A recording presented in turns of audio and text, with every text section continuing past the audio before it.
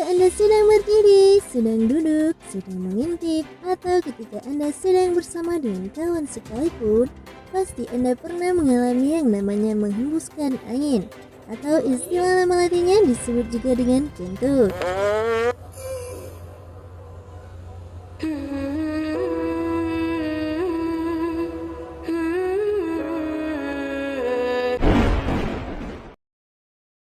Di Indonesia, siapa sih yang tidak kenal dengan istilah masuk angin? Saya tidak kenal. Lah, Anda kan anjing. Tapi saya tinggal di Indonesia. Kamu anjing, Tapi saya tinggal di Indonesia. tapi kamu anjing. Loh, kok malah berdebat? Wahai pemirsa yang sedang kembung, daripada kita melihat mereka bertengkar, lebih baik kita seduh dulu intronya.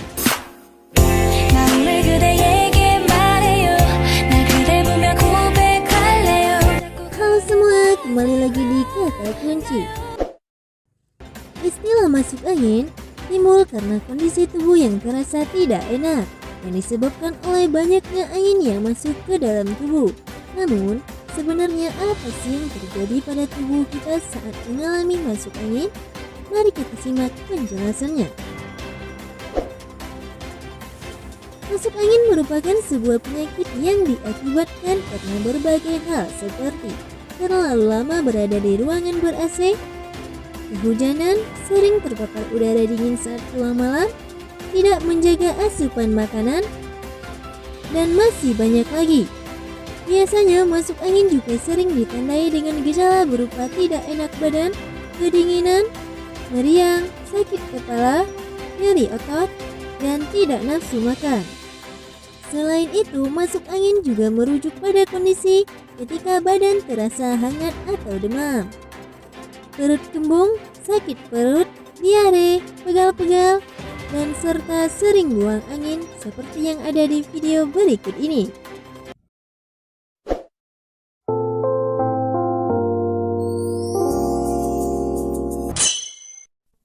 我想跟你说个事儿。你说，我想放屁。像平时那么大声的，真的憋不住了吗？憋不住了。那你答应我，等我数到3，你再放。1、2、3。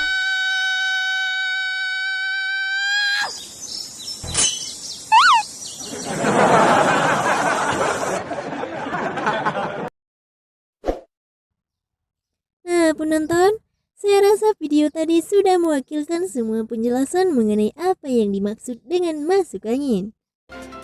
Dan pemirsa, setelah saya menjelaskan panjang lebar mengenai masuk angin, ternyata faktanya masuk angin tidak dikenal di dalam dunia kedokteran.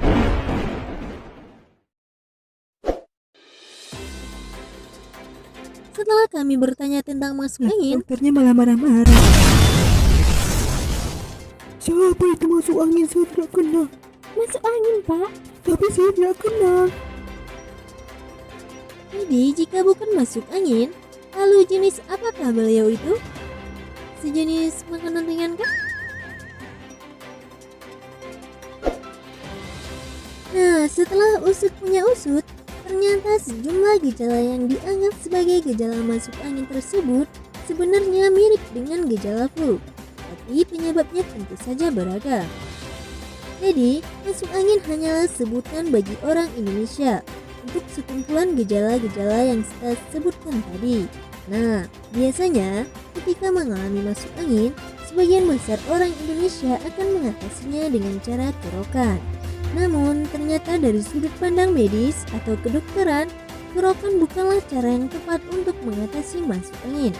Pasalnya, masuk angin bisa disebabkan oleh berbagai macam hal, dan tidak semua penyebab bisa diatasi dengan cara kerokan. Apalagi bila gejala yang timbul berupa perut kembung karena telat makan. Kerokan jadi tidak membantu sama sekali.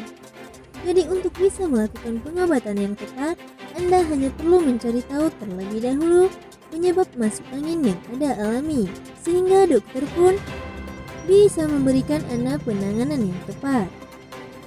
Gejala-gejala seperti yang sudah disebutkan sering dianggap sebagai masuk angin. Padahal, gejala tersebut bisa saja muncul akibat adanya penyakit lain. Misalnya, bila Anda mengalami demam ringan dan pilek akibat terlalu lama berada di ruangan ber-AC, atau terlalu lama terkena paparan udara dingin. Kondisi tersebut bukanlah masuk angin, melainkan gejala awal dari penyakit influenza. Sebentar, itu kan boneka. Saya baru tahu kalau boneka juga bisa sakit. Mungkin itu boneka terkutuk.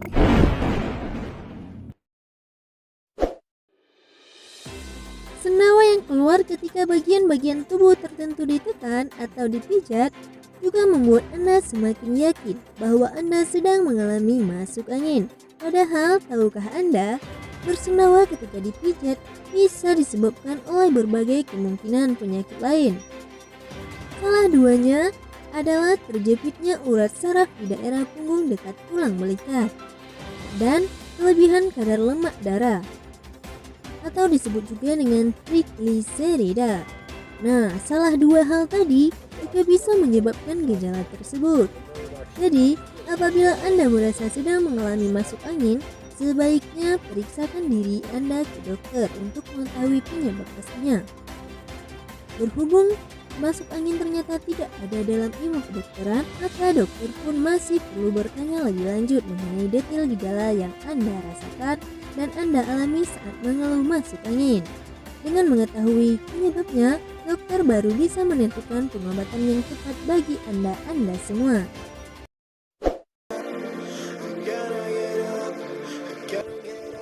Dan pemirsa, itulah tadi fakta di balik penyakit masuk angin yang kita kenal selama ini.